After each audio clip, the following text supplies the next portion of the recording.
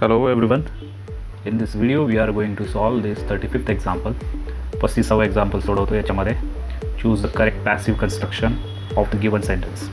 आता आपल्याला माहीतच असेल ॲक्टिव्ह वॉइस आणि पॅसिव्ह वॉइस. ओके, ॲक्टिव्हचं पॅसिव्ह करणे हे आपला प्रश्न इथला. त्याच्यामध्ये सेंटेन्स आहे women like men to flatter them. कधी पण आपण जनरली काय करतो की फर्स्ट जेव्हा ॲक्टिव्हचं पॅसिव्ह करतो तेव्हा आपण सब्जेक्ट ओळखतो, करणारा ओळखतो आणि काय केलं आहे ते ओळखतो, म्हणजे ऑब्जेक्ट. एक सब्जेक्ट आणि ऑब्जेक्ट ओळखतो. आता इथं ऑब्जेक्ट कोण आहे? Women is subject, women like men a to flatter them. मग ऑब्जेक्ट आपलं मेन आहे. जनरली आपण तसंच धरूया. जनरली जर वाक्य आपल्याला पॅसिव्ह करायचं झालं तर त्याचं काय होणार आहे? Men are liked by women to flatter them, असं आपलं साधारणपणे जनरली वाक्य होईल.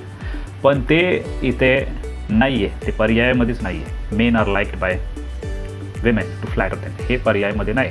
मग आपण इथं कसं करायचं, कशा पद्धतीने पॅसिव्ह करायचं? मग याच्यामध्ये आपल्याला काय करायचं आहे? कोण फ्लॅटर म्हणजे प्रशंसा करतं. कोण करतं? तर पुरुष करतात. ओके, कुणाला आवडती ती प्रशंसा? तर महिलांना आवडते, विमेन. ओके, मग त्या पद्धतीने आपण गेलो तर पहिलं जे वाक्य आहे women are liked by men to flatter, मग हे आपलं होणार नाही. Women are liked by men, liked by main.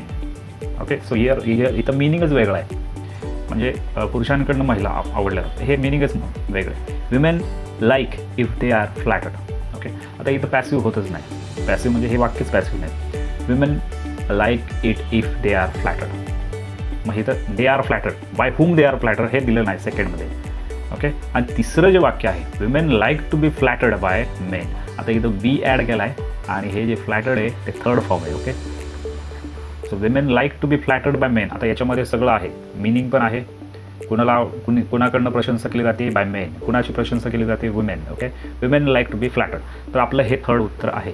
चौथा पर्याय आहे women like not to be flattered. आता याच्यामध्ये मिनिंगच चेंज होतं. ओके, आपला ॲन्सर आहे third, women like to be flattered by men. Okay, आता हे जरा वेगळा प्रश्न आहे, हा प्रश्नच वेगळा आहे. त्याची दोन पद्धतीने उत्तर येतील. मग जनरली आपण केलं ते पर्याय नाही आहे. मग आपल्याला अशा पद्धतीने कुणी फ्लॅटर कुणाला केलं, ओके, कुणाची प्रशंसा केली त्याच्यावरनं आपल्याला उत्तर शोधायचं आहे. ओके, तर पर्याय पण महत्त्वाचे असतात. whenever you solve active to passive you also have to consider the options, which are the options as answer. Okay, ठीक आहे, थँक्यू.